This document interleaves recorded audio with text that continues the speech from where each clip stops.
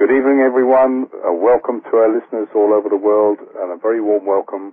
This is John Campbell introducing Miracle Hour on BBS Radio, and it's always a pleasure to share with you in this hour. And I was thinking about the show tonight, and a lot of people kind of ask me, who are sort of just starting to get the sense that there is something more to their life, and that what I think is what happens at the awakening progress. A lot of people ask me what is spirituality and what is the spiritual life, and it's interesting because so often I've heard people talk about this person's on a spiritual path and that person's on a spiritual path and this one isn't on a spiritual path, and when I got on the spiritual path.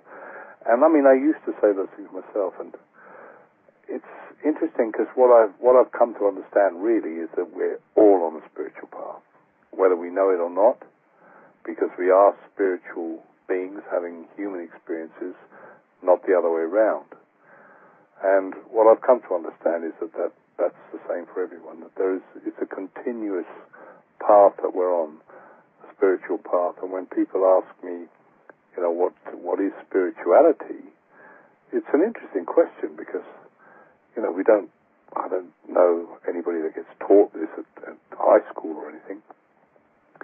But I come to think of it as the awakening and understanding of our essence, of our true selves, and the fact that we are all one. We are all connected. At the level of mind, at the level of spirit, we are all united, and that we come into these bodies for the purpose of learning. And the Course in Miracles, of course, Jesus, when he dictated the work to Dr. Helen Schucman, really did it in order to correct the misperceptions that had been made about his real teachings, and the whole work is centered around this understanding that we are all one, and that the way to get to experience this oneness, this awakening to oneness, is the act of forgiveness. And the Course in Miracles, the kind of forgiveness that the Course in Miracles encourages and teaches as the tool to enlightenment or at-one-ment, is quantum forgiveness. They call it quantum forgiveness, and by that it's the difference between Newtonian forgiveness, if you like, which is based on, you did this to me, or you did that to me, or and I forgive you, but it still kind of makes me a little bit better, superior to you, but I'm going to forgive you anyway. Whereas the Course in Miracles forgiveness, the quantum forgiveness, it's a forgiveness for the mistake that we both made to believe that we ever separated from our source. So it's based on the understanding that nothing really happened, that everything in the physical world is a projection of our own unconscious guilt. And this is really the whole basis of the teachings of the Course, and sometimes there are even misunderstandings about what the Course means.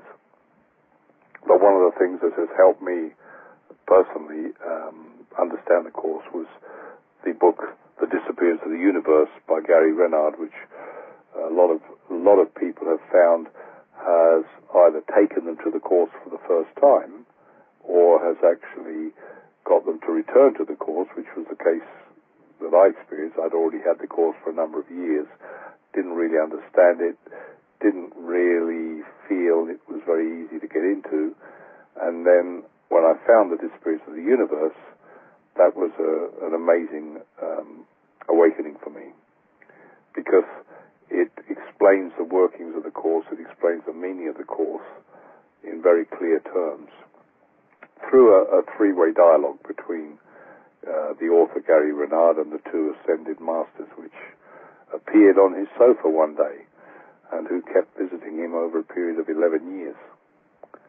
And it's a book which is, it really has rocketed around the world. I think it's already being translated into about 7 different languages, 8 different languages. And for anybody who's listening who is interested in A Course in Miracles or understanding what it's about, the Disciplines of the Universe is a great place to go to get a clearer picture of what the Course really means. Because the thing about this work is that it is a simple spiritual practice, but having said that, it's certainly not easy. Its simplicity, I think, is what makes it so challenging for people. Because nothing about it is talking about anything which is at the level of form. It doesn't even recognize form. It time and time again, it reiterates that form is just the projection of our mind, of our ego mind, and that who we really are is spirit, and everyone is the same, connected and unified, and this quantum forgiveness is the tool in order to get to that point. And the claims it makes, and I totally am happy to acknowledge that, is that the more we keep practicing quantum forgiveness in every moment, forgiving everything, every person, everything that seems to disturb our sense of peace is a forgiveness lesson. So it's very challenging, I mean, you can think, oh, you've forgiven all these different people in your life, your parents or your ex-spouses or ex-partners or children or whatever. But then you start getting into realizing that you can't stop there. It's got to be the person at the gas station that's a little bit rough with you, or the person that jumped the light and caused you to have to put on your brakes, and all these little tiny things that can disturb our sense of peace all become forgiveness opportunities. And, how many of us, I mean, one of the areas where I really have to do this work now is, where I find myself becoming judging, government leaders or the authorities, the education system, which I talk a lot about. And it's a subtle thing, because yes, that's what we're here for, is to forgive all these things because they're not real. But at the same time, we think they're real, so that we're going through life with this illusory dream going on. And I've found that one of the things which is a great barometer to how well I'm doing with my forgiveness is how I'm feeling. Because certainly what happens is the more of these forgiveness lessons and practices that I carry out, I don't have to worry about what's going to be happening, because the Holy Spirit, using the Course terminology, will do the work. And I might think there's nothing happening. There may not appear to be any changes. It's like that old analogy with the onion. The peeling the onion. You take off one layer and it still looks like an onion. Take off another layer and it still looks like an onion. Take off another layer and it still looks like an onion. And if you keep on taking the layers off, however, eventually there won't be an onion. It'll be gone. And that's how the Courses apparently tends to work. And eventually, we'll keep coming back into the body to reenact different scenarios with people that we haven't completed with, or, just really uncovering layers and layers of this unconscious guilt until it's all gone, and then there's no need for us to return, and we stay in spirit. So that's basically, in a simplified way, the teaching of the Course. And the fact that everyone is spirit, there is no exception to the rule, and that's where the work, of course, is challenging, because it means there can be no exceptions.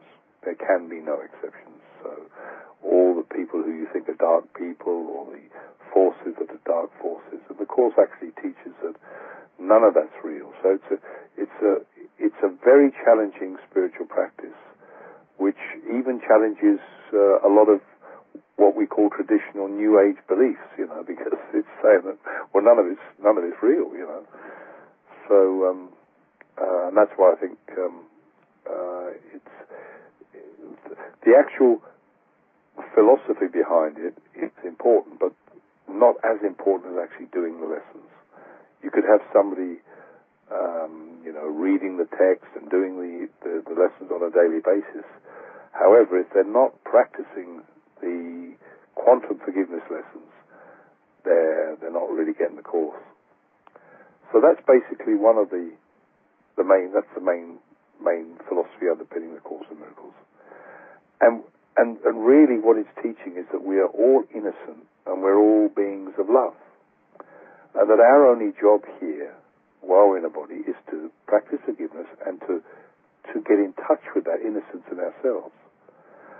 And one of the things I've noticed about, working living a spiritual life is I'm continually being pushed and edged forward to be true to my heart's desire. So in other words, any time that I'm doing something which is not in alignment with my heart, whether it be in the workplace, in our choice of career, or in relationships or whatever, the Spirit is going to keep pushing me and nudging me and making life more and more difficult in that area until I absolutely follow my heart. And that's what, of course, is a very challenging thing when, a lot of people say to me, people who I do coaching with, they say, I'm starting to get a sense that there's something more to life than this, and I'm starting to feel that I'm no longer, being fulfilled in my job or in this relationship. And it can be a scary time because traditionally we're conditioned to believe that we have to do this and we have to, study these lessons and so on, and then we have to pass exams to be any good, and then we have to follow, a career that's going to pay the mortgage and all those kind of things, which, of course, that does have to happen. But I've come to understand not at the expense of being true to ourselves. So it's a massive thing when people do make changes in their lives, and it's an important time where they need support, and the more support they can get, the less challenging it can be. So whether it be leaving an incompatible relationship or unnourishing relationship, or leaving a line of work to start up to do something that's really in alignment with your soul, takes a lot of courage, an immense amount of courage, and I really honour people that do that and start to live a life true to themselves. So on that subject, it's with great pleasure tonight that I'm going to introduce you to two wonderful women who did exactly what I've just been talking about.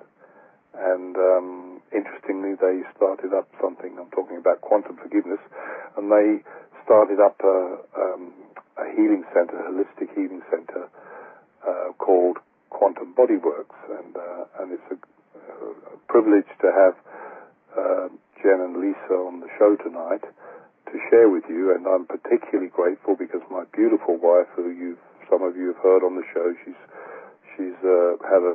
stood in me a couple of times on this show, and she's an angel of love, and I'm really pleased that she's found her way into this organization, and she does her piece to help them get this fantastic project off the ground. So it's a great pleasure to welcome you, Jen and Lisa, and on there, and I hope you can hear me okay, and can you hear me there? We can, thank you. Yes, thank you, John. Yeah. Hi. So now I'm not going to be knowing which one's Jen and which one's Lisa, but that's okay. You can introduce yourself. What I'd like to do, if I may, is to invite one of you first, and you take turns, just to explain a little bit, having heard what I've talked about, people waking up to what they really want to do. Jen, maybe you could start. I've just taken that right up there, so I've taken the plunge there. Tell me a little bit, Jen, about what happened in your life, what made you make a change in your life. Tell us about the change, what you used to do, and your connection to spirit as a child. Did you grow up in in a very spiritual family, or were they open, or were they religious, traditional religion? So it's what I do with all my guests, to get a feel of where their path took them. Okay. Well, I actually grew up in a wilderness situation. So. What was that? I didn't hear that. In a wilderness. A wilderness? Wow. One of the few people that you interviewed that actually grew up in a wilderness. So where I grew up in kind of the southeast corner of BC, and at that time there was, my mom and dad lived in a cabin, and I had an older brother, and really we just grew up in the woods, in the forest, and I did have relatives around, but not much, Yeah. So. Coming from that, up until, I always knew, I think of myself as a knower. I've just always kind of known things but not understood what I knew. Right. So like a claircognizance, I think they call it, yeah. Yeah, just, and you learn from life, and you go along and you recognize, certain truths, and you're guided back and forth, and really the whole... the biggest change I call it a kind of a awakening, was just before the year 2000, and it just became, it's growing a lot, but at that point it was huge. It was monumental, and people came into my lives, and they were like, I think of them as keys, and they opened doors, and whether I was ready or not, I went through them, and I learned so much about the spiritual side, about, the quantum side, the energetic side, and oddly enough, sorry? I don't know if I just interrupt me at any time, but oddly enough, at that time, I did own a sawmill, and I laugh because I think it's quite genetic, because it was, 5 generations in my father's side, and not that I was ever looking to own a sawmill, but I did have one, and it was a wonderful business. Where was this, Jen? Where was the sawmill? This, at this point, was just north of Kamloops in a small town called Barrier, and it was a... Is that in wonderful... BC? Yeah, in BC. Uh-huh. And my family all laughed when I ended up buying this mill, because I had quite moved far away from them, and still ended up doing kind of the family business. And but it provided me lots of time to think and deal with things that were coming into my life and the changes. And I felt these changes coming, and I tried to prepare myself and listen. And it's kind of an odd story, but I knew I was moving towards the coast, and things were happening to guide me in that direction. I didn't quite understand why, of course, but I just realized I had a big farm, and I knew I needed to sell the farm and move into something smaller, easier to do, and so I did that. And then in this area, we had in 2003 was a terrible forest fire year for BC, and the town of Barrier didn't burn in the forest fire, but the whole area was devastated by forest fire. And I had driven basically for a holiday to come to the coast here. I'd driven through the beginning of this forest fire and never went home. And that was the end of my business and basically the end of my life in that area. And I just kept... Jen, you mean the forest fire burned? Did it burn down your business? Or? It didn't burn my business, it burned all my clients and devastated the whole economy of that area. Wow. So, and it burned for so long that there was evacuation notice for basically a month. So they kind of gave me a month to find, my footings here at the coast. But you instead of being devastated by change, you realize somewhere in there that it's all you're being guided.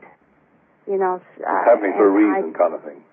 Absolutely. And so I always looked at everything that happened was, I thought I could, kind of, we always think that we have so much control in our lives, but really we're just being guided along. Yeah, isn't that the truth? That's the hardest thing. Yeah, you can find a myriad of ways of making a plan, but the one plan that gets you there is the one you haven't thought of. So that's when I found myself at the coast and trying to figure out who I was going to be for the rest of my life. And what had led you to? I mean, when you got this sawmill, what did you do when you first left? Did you go to college when you left high school, or did you study? Did you do any what we could term as kind of normal jobs first of all, or? After the fire? No. When you were young and just leaving school, Oh, yeah. Well, because that's quite a thing. I just experienced I did a lot of different jobs. I basically was a business owner from different businesses, and from organic gardens and this and that. I just followed a path, I guess you would say, and it was just a learning path, the path that led me to a deeper place within me. And I think that guidance from wherever it comes from, guided me through all kinds of circumstances to where I am right now. And where we are at this moment is just amazing. Yeah, but it takes so much courage, Jen, doesn't it? I mean, that being in that place of change, of having to trust, and it is all about trusting, isn't it? I mean, did you get any help? Were you reading books at this time, or were you going to courses, or what kind of, to sort of develop that? Well, it's just an inner knowing, and it's not, I did read a lot of books. I've read a lot of Deepak Chopra books. Every spiritual book at that time, I got my hands on. I read because it was, continual little bits of pieces of understanding who we were beyond the physical being. Yeah, right. So you kind of got that feeling and started to experience it. And did you get into meditation or anything like that, or? Yeah, I did some meditating. I did everything that I had, like some of the people that at that time that came into my life would take me to places that,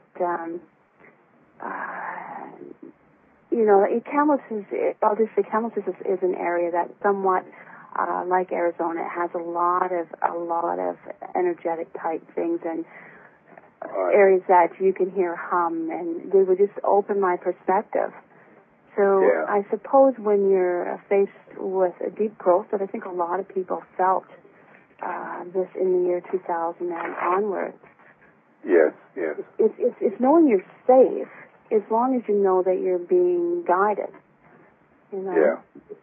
Yeah. And did you have family at this time, or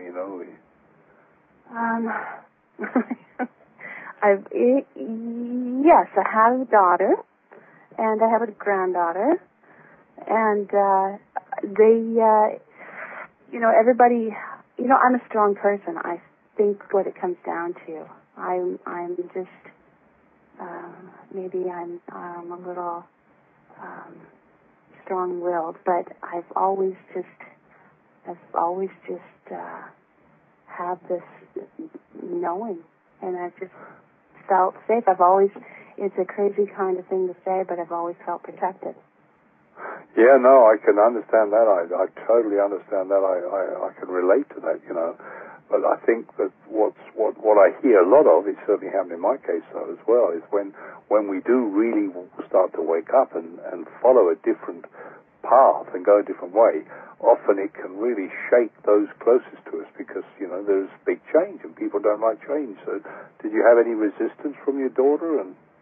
Well, yes, in those terms, and I wasn't thinking quite like that, but Actually, absolutely. At the time when everything was shaking around me and I was growing a lot, yeah, my family, they were going through their own bit of change, and my friends, how you just, either people are moving with you in a certain direction or they're moving in their own direction. So at that time, a lot. I ended up in a whole new situation. My daughter then chose to go live with her father. So I ended up, like people drop away. We all kind of we lose a lot as we grow into a certain realm, and then we meet so many more people that are in our energy. Yeah, like-minded. It's almost like a vibrationary thing is what I found, in the end. Yeah, so that I didn't have to get into being judgmental of personalities. It's almost like I think that we start to vibrate at different rates, if you like, and therefore, that old thing about, get good vibes from this person, good vibes, that's all it means, really. It means with your vibration is at a very similar rate. I think that's what tends to happen, and those who are not at that rate just drop away. Yeah, and it's kind of, when you're in this pattern and life is changing and you're changing with it, you just kind of look around one day and you see that, you're in this different space and those that, were in that space, 10 years ago or 5 years ago or whatever are off in their own area. Yeah, that's it. You don't know, it's kind of an amazing thing. Yeah. And how old was your daughter, Jen, when she went to live with her dad? She was 16. 16, yeah. So so that must have been a massive shift for you. Oh, it was a huge shift. It was heartbreaking. It was heartbreaking, but it was part of the whole plan, I guess, in this life that, whether we choose to believe that we've picked all this before we get here, or however it works out. Yeah. Yeah, it is interesting. I don't know if you're familiar with A Course in Miracles, if you've studied it at all, but A Course in Miracles talks a lot about the special relationships in the human life are the ones that keep us stuck in not growing, if you like. It talks about, which doesn't mean it doesn't mean you can't have these relationships, but the Course in Miracles talks a lot about transforming the relationship from a special relationship into what the Course calls a holy relationship. Mm-hmm. Which is I'm not it's familiar, a beautiful. But I think I will definitely look that up. It is amazing work. I mean, I'm a great supporter of it, and for myself, because I found I was searching. I don't know if you could relate to that. I spent a lot of my years after I started to wake up searching and knowing I was looking for something, which I think that something is God, whatever way you want to think of God, But that's what I think the search is for, and an understanding of that. And when I found the Course, which took me a long time to get into it, but as I shared at the beginning, when I did, I knew that I'd found what I needed, and what I love about it, it makes it clear it's not for everyone, and there's many ways to paths to God, but everything ends up in the same place, and that's what I kind of find today, Mm-hmm. So when you had this sort of separation at the physical level from your daughter, I guess what happened then was you were forced to go and feel even more, go and look inside yourself. Well, it was, what happened, all happened within a year with my daughter deciding to go live with her father. I knew that I was moving, but I didn't know where. I knew life was changing, but I didn't know how. I had this awesome business, but everything happened within that year. My daughter went to live with her father to finish her last year of school, kind of thing. The forest fire came and ended my career at where I was at. Anything that I had at that particular time, animal-wise were kind of, taken somewhat out of the picture. And, I just went with this course of change, and I knew that things were changing at this rate for a reason. And I went with it. Even though it was all within a year, it was monumental. But I just believed, I just knew that everything was working the way it was supposed to work. And even if I couldn't quite understand why, I just allowed it to be. So the day I was able to get back to my household that was still, in barrier. I mean, I had sold my farm and my property a month before the fire, and I just was listening to, this circumstances that were happening around me, these feelings and this knowing. And I went back and I looked at what I had, and I took what was valuable to me, and I left everything, my bed, my lamps, everything to all the people that actually lost their homes and everything they had. And I just took my valuables and I moved to the coast and trusted and just basically really believed that everything, the path that I didn't know which way I was going on, would just open up. And it led an amazing kind of pathway, but it eventually led to this business that I'm in now with Lisa. Well, that's what I was going to ask you, if you can. So I'd like you to just briefly explain how you came to meet Lisa, and then what I'm going to do, Lisa, is I'm going to switch over to you and do the same thing. So we kind of get a picture of the other leg, and then we can end up coming together talking about what you're doing in the moment now. So how did the meeting with Lisa come about? Well, I had once I was at the coast and I didn't know what I was doing with myself or what I was going to do with the rest of my life. I ended up sitting next to somebody that was the executive director of this college, and they had a holistic program. And I just thought, well, this is kind of a bit of a sign. Maybe I'll check this program out. And I hadn't been to school for 25 years, so I was a little bit worried that I wouldn't be knowing what I was doing. At least I knew I was smart enough. I just wasn't sure if I was smart enough, fast enough. And I took this program, and one day I saw Lisa, and I just knew. I knew by the. I guess energetically, I looked at her, and I saw a professional. I saw somebody that. I don't know really all the words. I just knew that she was the one that I'd be doing something incredible with. We knew each other from before. That's why. Yeah, okay. So you got that very familiar feeling that a lot of us get. And Lisa was studying at the college as well? Yes, she was in the term behind me. So I'll hand you over to Lisa. Hi, John. Yeah, well, thank you for bringing me up to date there. And Lisa, welcome to the show, and thank you for coming on.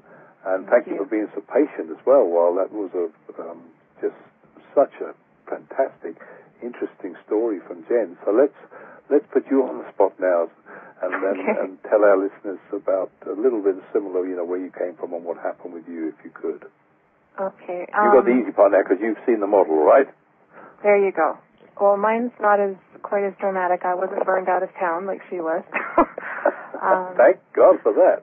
Mine is pretty simple, actually. I was actually local. I just grew up in Langley here, so and kind of a farm girl all my life. So you had it really common already. Yeah, a very common kind of family. But in my family, I was kind of the odd duck, so to speak. Kind of knew things were different. I was kind of drawn more to, had an understanding of energy, spirituality, didn't follow the typical Christian, biblical. I was always a child that questioned things. I would, when grandparents or somebody would pass away, I would get a visit from them beforehand. So I would always... Wow. That must be something. What sort of age was that happening, Lisa? That was around 8 or 9 years old. Just before the phone call would come, I would be up at the phone, ready to let them know that, well, Grandpa just passed away. They're like, why? How do you know? So that kind of a thing. And so I was always, looked at it a little bit differently. But it was never a strange thing for me, but, I always got the looks, so to speak. But so you felt you were different? Well, for me, it wasn't really a different thing, but for everybody else, it was just not as comfortable for them as it was for me. Yeah. And so my view on spirituality and energy and connection with people was always slightly different. And I liked it. Did that cause you challenges at school, Lisa? I mean, was that difficult for you in the regular? You went to a traditional school system? I don't think really, except for the fact that I could sense things differently with people, so it made me just a bit more, I think, emotional, more sensitive. I could gauge people differently, so in a way, I mean, it's always a bonus, I think, in some ways, but I was always more that sensitive child, I guess. A little more so as an adult, too, but always kind of good. It kind of had a neat experience, too, when I was a teenager. Ironic, but had a bit of a drowning experience, which led to an outer-body experience as well. So I had the opportunity to experience what that was like before I came back. And so I actually knew what it was like to be called out and then to come back in. And what precipitated this? I was 15 at the time. Yeah, and what brought this about? I was actually on a vacation with some friends of mine on the Oregon coast. And I was, how the water, the undertow is very, very strong, and I was only about 3 feet away from shore, but I couldn't get my air back. I couldn't get my air back, and I just kept getting pulled under and under and under, and I was basically drowning. I had gotten to the point where it was beyond the pain, beyond anything else, and I was out of body. I had left. Oh my God! And I remember the funny thing was being a teenager, looking at myself on the shore, thinking, do you know how stupid you look? You were 3 feet away from shore. Get up and move, because nobody is going to find you. And it was quite funny because I could see where everybody else was playing about 200 yards up, because I had walked away from everybody else, wanting to have some time by myself. And it was such an incredible experience of peace and of light, and I remember it being so easy to go. And oh my God. It was just incredible great. At that young age. But then going back and having the strength to go, to pull yourself up, and it was a really neat secret to have. Yeah.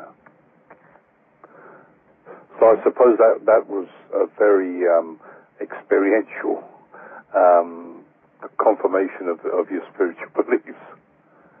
Yeah, it was. Kind of gives you that window that not everybody else has. Yeah. But for all of those other people out there that do, it's a really specific validation of the extent of soul and spirit. Yeah. Which is pretty great. Wow. And when you finished school, what did you go into, Lisa? I followed the typical, really, I thought I did what, being a farm girl and things like that, I thought I wanted to experience city life. So I thought it would be really cool to be just a secretary, just to work downtown Vancouver, that kind of a thing. So I became a legal secretary. I worked in law offices. I worked in insurance offices. I could type and file and do all of those things. And I hated it. I absolutely hated it. The energy in big cities is gross. It's claustrophobic. Yeah. And did your health suffer when you were doing these things which was not in alignment with your soul? Yeah. I mean, I don't know if it would say your health suffered. Just your spirit is not where it's supposed to be. You just know it's just not what you're supposed to be doing. Yeah. So it's just not your soul. But it didn't manifest in physical problems at the time. Not that I can overly remember. No. Okay. But so, after, you do your typical stuff. I've got married, and after I had my children, I didn't go back, so I did daycare for about 8 years. And it wasn't until after I did my daycare that, the universe was really pushing for me to do something different. And it pushed and pushed and pushed and pushed and pushed until finally, like you were talking about earlier, about the doors just keep shutting and shutting and shutting until it's like you can be the slowest learner, but until you pay attention, I'm just going to keep slamming Life the doors. Life gets tough, doesn't it? Yeah, until you do what you're supposed to be doing. Yeah. And it was funny. Well, it wasn't funny at the time because it was actually very painful and hard, because until you start paying attention, the universe has a plan for you. But about 2 days before Christmas, I shut my daycare down. I just had to stop doing it. Put a for sale sign in my front planter about 2 days before Christmas, sold my house, private sale, and moved my family in with my parents. And I went back to school. Wow. And the course that I ended up taking took me about a year before I finally decided, but the course I ended up taking was the same one that I met Jen at, which was at the West Coast College of Massage Therapy, their holistic program. Uh-huh. Yeah. Wow, that's quite a dramatic thing. So you mean you left your marriage and everything and just went back and lived with your folks, huh? Yeah, it was just boom, boom, boom. Didn't leave the marriage. Just sold the house. Sorry? Didn't leave the marriage, but just basically just closed everything down. Like, had to close down the daycare and sold the house, and it's just for financial Oh, I see. reasons. So you moved with your husband and children into your family home. Yeah. Oh, okay. Wow. Just to allow for the finances and things like that. Wow, that's incredible.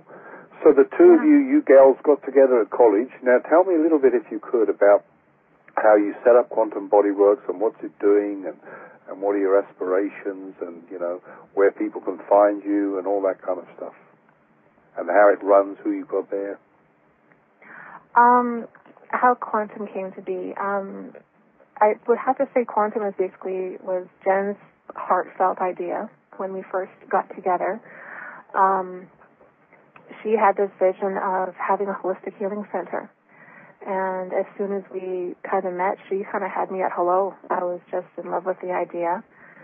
And it's kind of been in the making ever since we met, and it's been kind of a refined idea. And I have to admit, since Mary's been here, it just keeps growing and growing. It's been great. We definitely love Mary. We do. Yeah, She's fabulous. yeah. Well, we all share something there, don't we? Yeah, we do. Yeah. She is very special. What we wanted to do is to create an awareness of alternative healing, and to allow a safe place for practitioners that truly honored their art of holistic healing. Yeah. Where the body, mind, and spirit could be cared for. And that is what we aspire to continue to bring about and to continue to grow and bring forward. And to have really true, authentic practitioners here, not just people that textbook learn something, but that honor the history of acupressure, of massage, of homeopathy, of all of the natural arts. Yeah, it comes straight from the heart. What we do here is straight from the heart. We have, it's never about us. It's about the people that come to us. So we operate here as a team, and we believe in empowering people with knowledge so that they understand it. It's amazing how little we know about our bodies, and even how little our bodies are taught in school, even, and the amount of knowledge that is, that science is bringing, like quantumly understanding our bodies and our minds and bodies together. It's so important in today's world. Yeah, so really all your practitioners are very open-minded, working in integrity, authenticity, all that kind of stuff, and open and living their life in that way as well. I think that's the thing, isn't it? You've got to walk your talk. Yeah, that's right. Honestly, that's right. Yeah. I mean, when you work in we have quite a nice large space, and that's one of the, when Lisa and I, the first day we started to look for a place to open this business, day one we were showing the right spot, and really? You never think that you're going to find something your first day out, and that's kind of how it has gone with us. Is everything that when you're doing the right thing, it's just the doors keep opening, and sometimes you're moving faster than you wish, but you just keep going, and it's been quite wonderful. That's amazing. And when you took over the premises, was it a big departure from what was done in those premises before?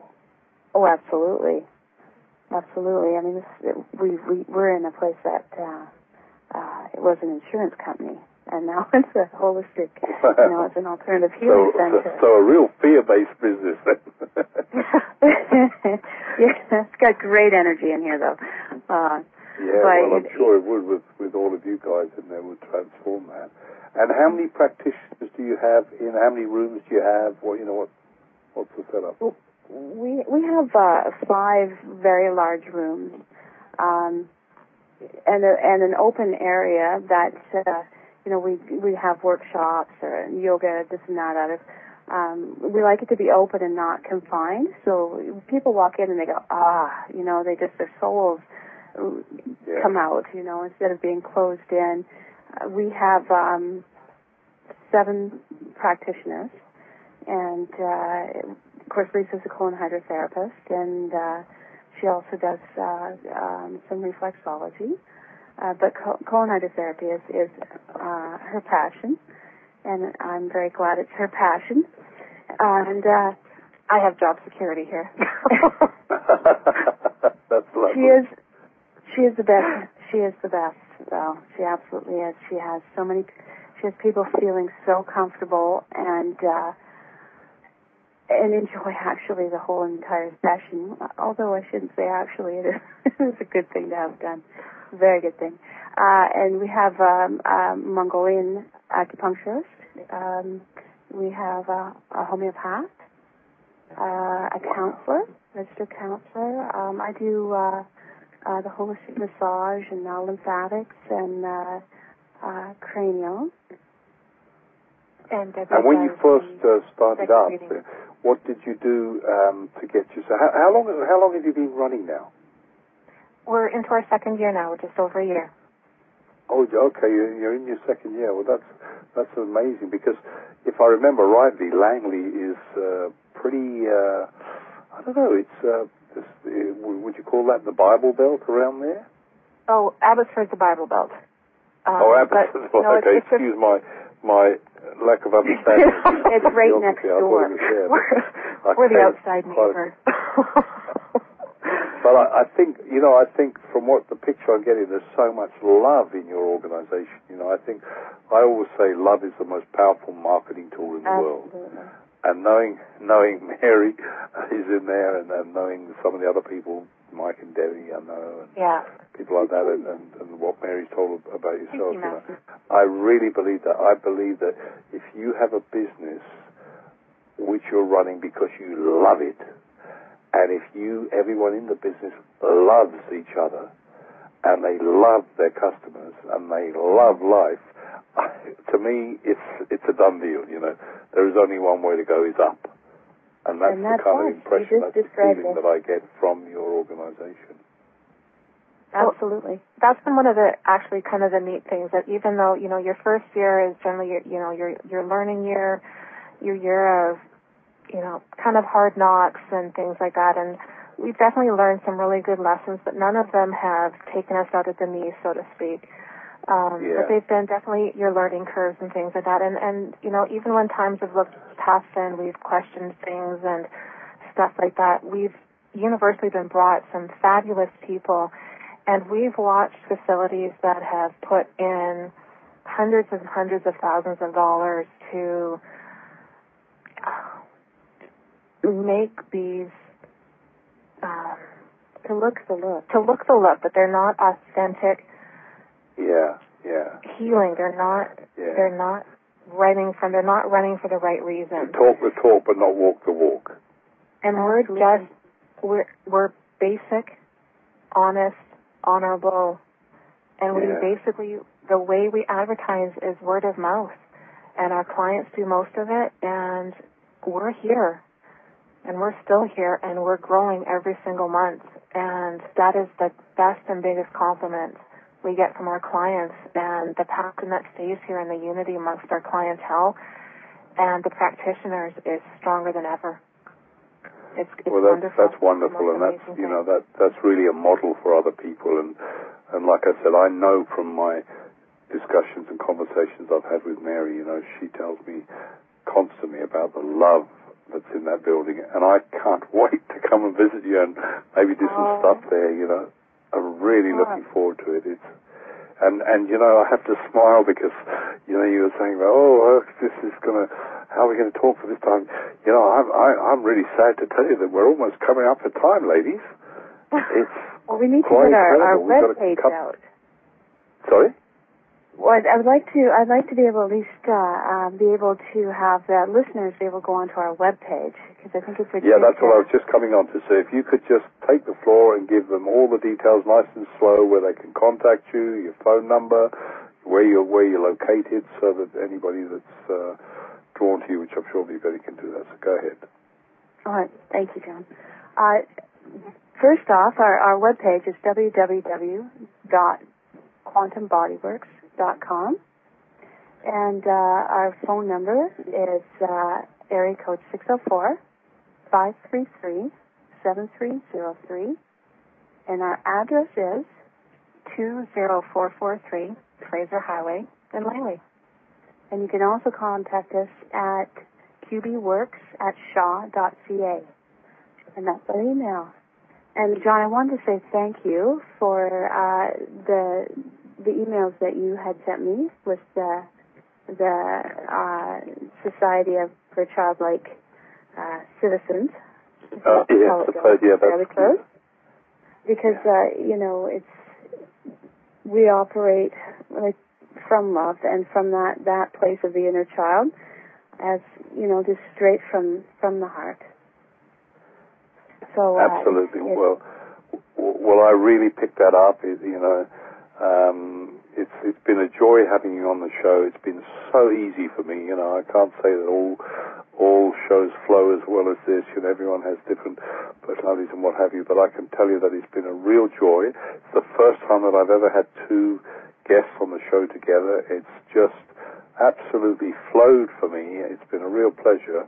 And I think you're doing great work there, and I want to acknowledge you both and everyone that's in there. And I do look forward to coming down and experiencing it firsthand. It's really,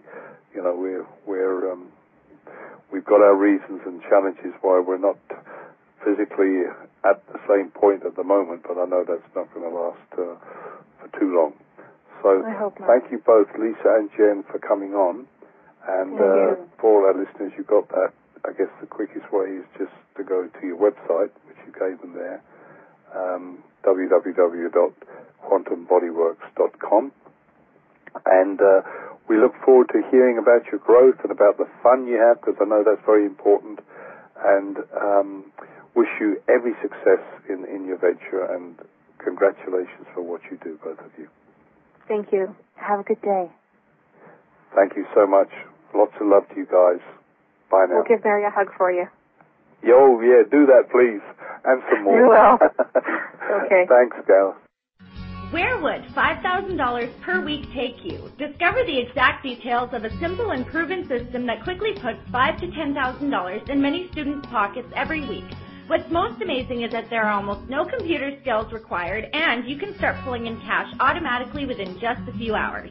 We are absolutely convinced that our proven system will create massive wealth for virtually anyone, and we'll prove it. Go to bbscashflow.com now and get all the details. That's bbscashflow.com.